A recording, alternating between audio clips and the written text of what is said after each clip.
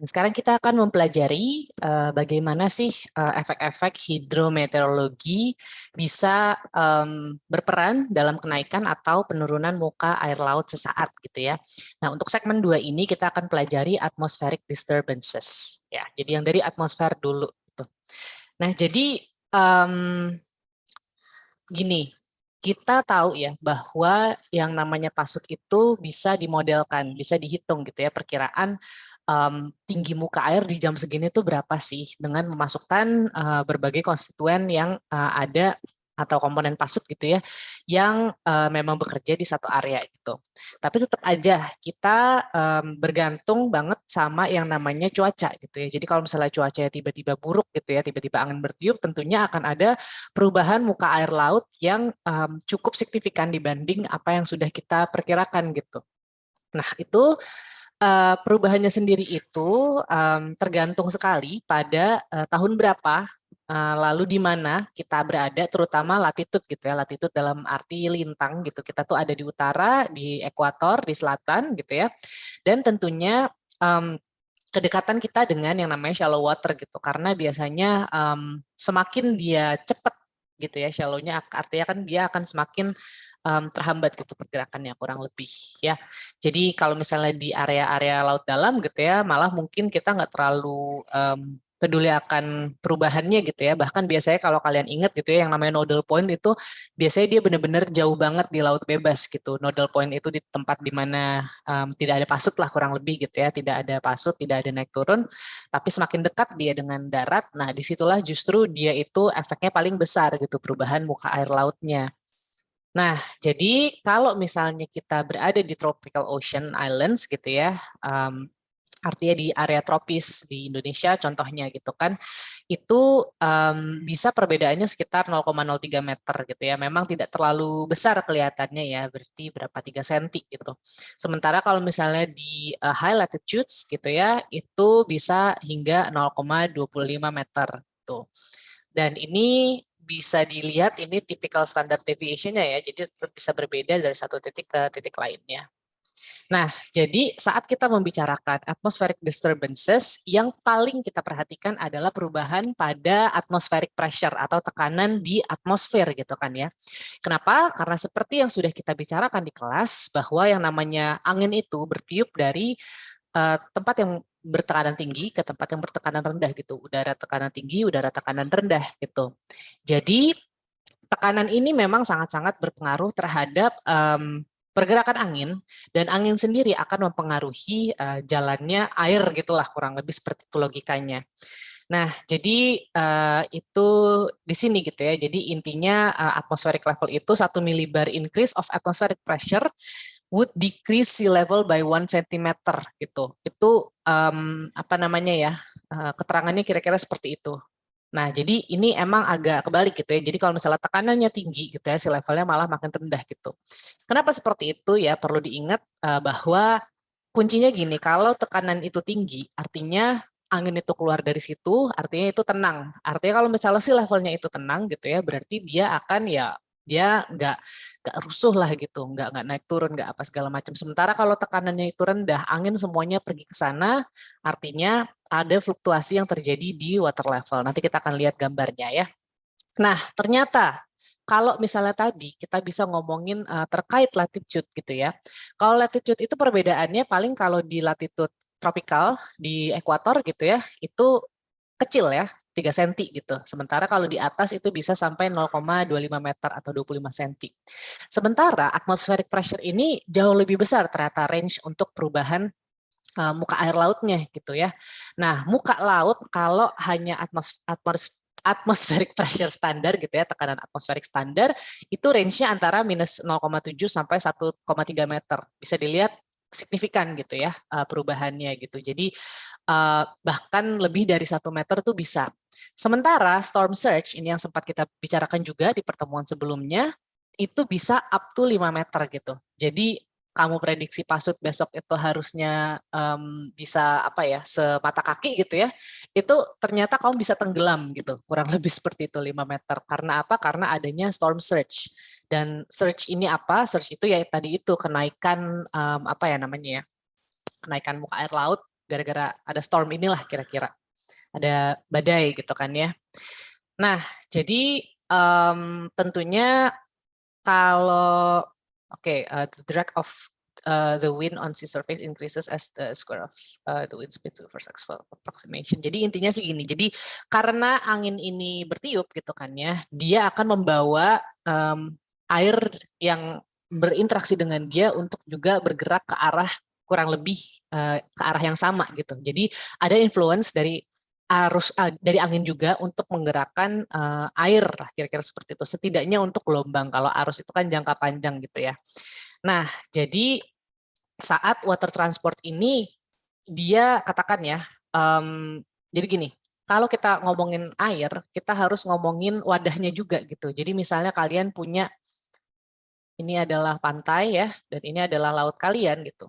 Kalau ada angin yang meniup ke sana, ya, tentunya dia akan ya, kebayang ya, dia akan naik. Kenapa? Karena ada batasan gitu. Sama aja kayak kalian mainin, ya kalian tiup aja gitu kan air di ember gitu, dia akan tabrakan sama pojok embernya, kira-kira seperti itu. Sementara kebalikannya, kalau misalnya gitu ya, sini kita bayangin ada di laut lepas gitu ya, angin bertiup gitu, ya mungkin akan naik, tapi naiknya mungkin bahkan nggak naik gitu ya, kalau misalnya lurus-lurus aja. Kenapa? Karena ya udah mereka ke bawah aja gitu kan. Sementara kalau dia ada ini, barulah dia akan twing, dia akan surge gitu, dia akan naik. Itulah kenapa biasanya storm surge ini digunakan untuk bangunan-bangunan lepas pantai maupun near shore gitu ya. Kenapa? Karena begitu angin ini bertiup dan dia kena, dia pasti surge gitu. Airnya tuh pasti naik gitu, kena bangunan si ini. Naiknya itu bisa seberapa jauh, itu yang dibutuhkan oleh rekan-rekan engineer di ocean engineering misalnya gitu ya, teknik kelautan gitu. Nah, jadi ini gitu ya,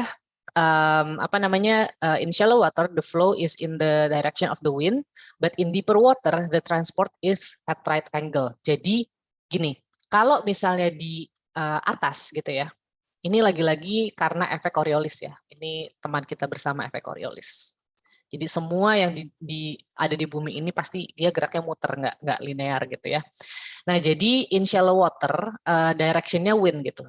Jadi kalau misalnya dia airnya segini, dia seperti tadi, ngikutin aja. Tapi makin dia dalam gitu ya, makin dia dalam, misalnya ini yang lebih dalam, ini adalah sea surface dan ini adalah seabed. Nah, ini kalau misalnya dia ada di right angle ini berarti dia di southern hemisphere. Jadi dia itu ke arahnya justru ke arah sana gitu, ke arah kanannya. Ya, dia tergantung ke sana gitu. Sementara right angle is at right angle. Iya, northern hemisphere benar. Iya ya, benar. Di north memang ke kanan. Kalau yang di south itu justru yang ke kiri. Gitu ya. Jadi kalau misalnya kita ini ada di utara, anginnya ke sana, dia akan terpelanting ke sebelah kanannya. Tuing kayak gitu ya. Jadi kalau misalnya ini begini, lagi-lagi ini north, ini south ya. Kalau angin bertiup ke sini, dia akan terpelantung ke sana. Kalau angin bertiup ke sini, dia akan terpelantung ke sana. Kira-kira kayak gitu. Itu terutama untuk yang deeper water. Kalau misalnya atasnya mah, itu ngikutin arah anginnya aja. Kira-kira seperti itu. Ya, jadi ini gambar yang juga sempat sudah kita bicarakan ya. Jadi ini adalah peta tekanan udara. Kita bisa lihat ada beberapa area yang dia itu low. Saya kasih stamp aja ya. Ini adalah low ya. Nggak kelihatan ternyata. Ya nggak apa-apa lah. Nih ya, ini low pressure. Artinya di tempat-tempat low pressure ini juga jangan lupa ya bahwa ini kita ngomongin atmosfer artinya kita tidak membicarakan kontur yang diam. Kalau misalnya kita ngomongin bumi, ya udah kontur kan segitu-segitu aja ya, nggak terlalu banyak perubahannya, nggak signifikan. Sementara kalau di atmosfer ini kita harus tahu ini adalah jam berapa, hari apa, bulan apa gitu ya, karena ini pasti gerak, pasti gerak. Tapi intinya adalah apa? Intinya setiap kali kita melihat area dengan tekanan udara yang rendah gitu ya, itu artinya yang namanya udara itu atau angin itu pasti ngalir ke arah sana gitu. Ya. Ini adalah tempat para angin berkumpul dari berbagai sisi, kurang lebih seperti itu. Kalau kita lanjutkan, kalau kita cross profile gitu ya di air, ini adalah area di mana P1 ini lebih kecil dibanding P2, artinya angin itu bertiup dari sini ke sana, gitu ya. Nah, ini berarti gitu ya, sebentar, P1, P2. Oke, jadi kalau misalnya ini tekanannya lebih rendah gitu kan ya, kita tadi ingat ya bahwa kalau misalnya P1, P2 artinya gini, artinya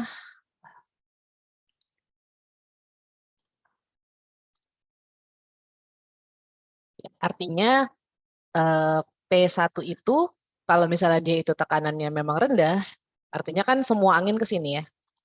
Nah, karena semua angin ke sini, dia akan kurang lebih di sininya water levelnya itu memang agak sedikit.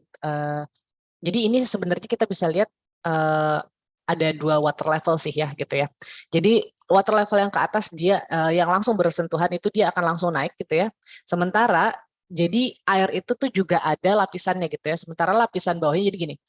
Ini kayaknya kita baru pelajari nanti, tapi intinya lapisan air yang bawah pun dia sebenarnya keangkat gitu ya, tapi di sebelah sininya, kurang lebih seperti itu, di sebelah kanan kirinya. Nah, sementara kalau misalnya tekanannya itu lebih rendah gitu kan ya, justru, lebih tinggi, ini tekanan rendah ya, ini tekanan yang lebih tinggi. Justru, tadi kita ingat ya bahwa kalau misalnya tekanannya lebih tinggi sedikit, ya berapa milibar gitu ya, dia akan ngurang berapa sentimeter gitu ya. Airnya sendiri secara permukaan dia akan lebih berkurang di situnya, tapi untuk lapisan bawahnya dia agak sedikit ketarik ke atas gitu.